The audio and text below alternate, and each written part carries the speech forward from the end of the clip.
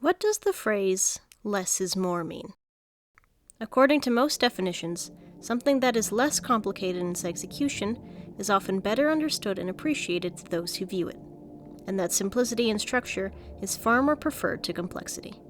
It's a concept that can go hand in hand with the idea of minimalism, a style of showing off information and emotion without needless explanation, and one that is frequently brought up time and time again in creative spaces. A way of saying that too many details in one's work does not make a better product. Which is true, in its own way. Detail and complexity do not automatically make a bad story, of course, or game, or movie, but it can certainly depend on how you execute it. Less is more to me can be boiled down more into substance over style, a way to convey that even the fanciest and cleanest of presentations cannot be saved if their core values and conveyances aren't actually anything at all, or contradict one another once put together. And with such a concept, there's few pieces of media out there that I've experienced in my lifetime, which might have truly captured this idea as successfully as a small little side-scroller known as Inside. Inside, produced by a studio known as Playdead Games, was released way back in 2016 and has essentially haunted me ever since. Playdead Games are known for their dark and gritty side-scrollers, evident in this game and their previous release Limbo, and are most often praised for the atmosphere and tone they managed to create during gameplay. Though Limbo is probably also known for things other than its atmosphere too.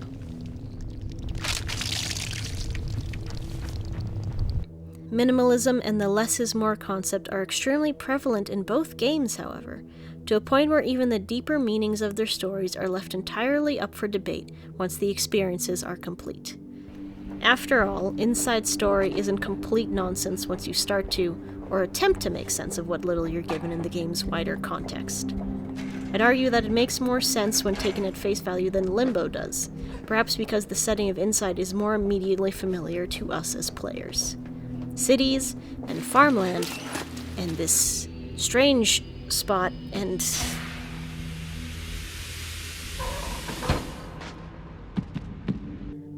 okay, most of it is familiar. And how you're first dropped off into the game plays a subtle part in showing off that this familiar-looking world is anything but familiar in the long run. Some games start with narration, and some start with cutscenes. Inside decides to start like this.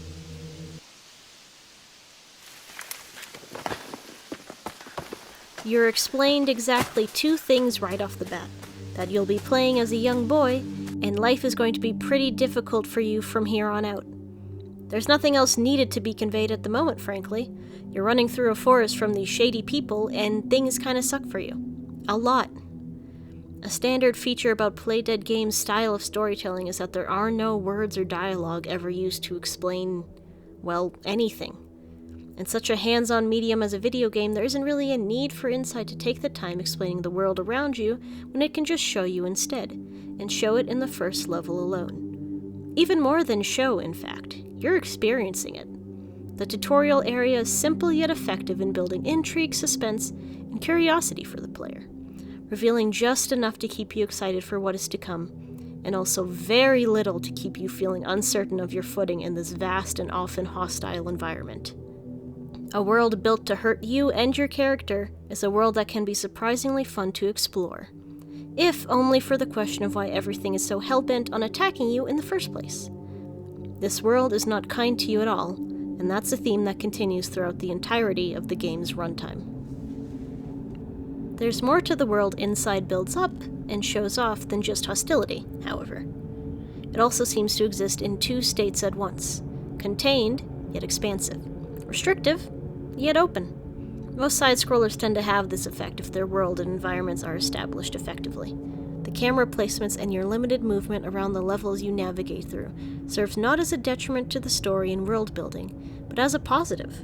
Your reward for surviving each puzzle and endeavor isn't leveling up or getting stronger, it's progressing and unraveling more of the narrative you've been given. Sometimes being made to feel small is an exciting way to immerse a player and connect them directly to your main protagonist's struggles. We're the underdog in Playdead Games experiences, and that can make survival and overcoming a challenge all the more satisfying. There are a few things that make Inside work so well with its contained scale, and the first one that might immediately strike a player upon opening the game is its backgrounds and level designs. Unassuming, yet with just enough depth and detail to suddenly make the world that exists beyond your character feel more vibrant than static, alive even in its desolate state. It's impressive how big this game feels sometimes when its art style and graphics are so simplistic. One of many tricks it seems this game uses is its way of lighting the environments.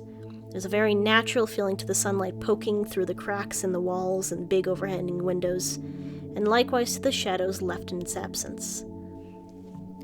Another thing that makes the backgrounds pop is the depth, which light also conveniently helps with as well. There's layers to every background in this game, layers upon layers all built up strategically to ground you into this game's reality. It's not very noticeable at first unless you're actively looking for it, but over time you can begin to see how they pulled plenty of visual and technical tricks when it came to building each level. There's no loading screens in this game, by the way. The only time you'll ever see a black screen or any indication of loading is if you die. Otherwise, the entire game is a solid and uninterrupted experience. It does wonders for keeping the player immersed throughout the whole thing, especially if you're playing this in a single sitting. Inside is not a very long game either, so it's definitely possible to do so. It seems like we're traversing a version of Earth that is already on its last legs, and has possibly been that way for a while before the events of Inside itself. With most of humanity likely gone by now and leaving such monumental absences behind, those who remain have been up to something. Whatever that something is, it's kind of weird. Most things in this game are weird. That's probably the biggest thing you'll have to get used to moving forward. There are two types of people, in quotations, within this game. Those who are still in control of themselves, and those who are not.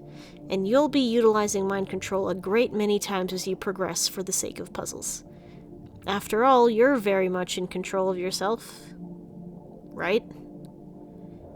Knowing that this is a game about autonomy, slowly but surely every design element begins to click together into a larger picture. Inside is not designed to show off something massive or grandiose, it's designed to make you think, if anything.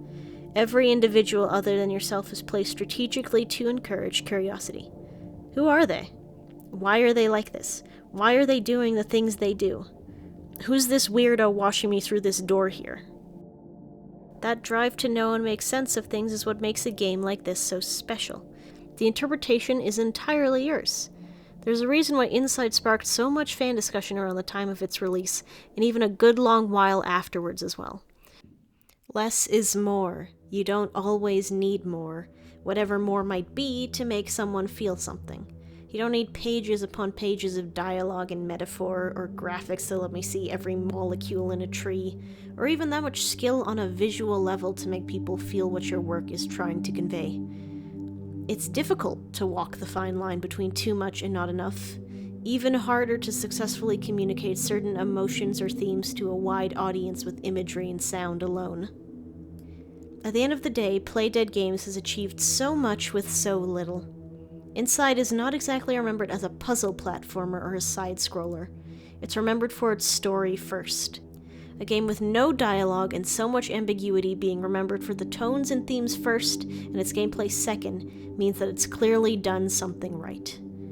A comprehensive visual style, the soundtrack and audio, all of it works to tell a small story that allows the player's own thoughts and imagination to do the rest of the work.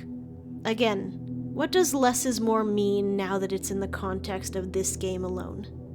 It means building something that might not be as grandiose or immediately impressive as a bigger project, but still honing in on the necessary details that end up making everything click. This is why Inside's technique of the less is more concept works so well. Now, if you excuse me, I'm going to go boot it up again.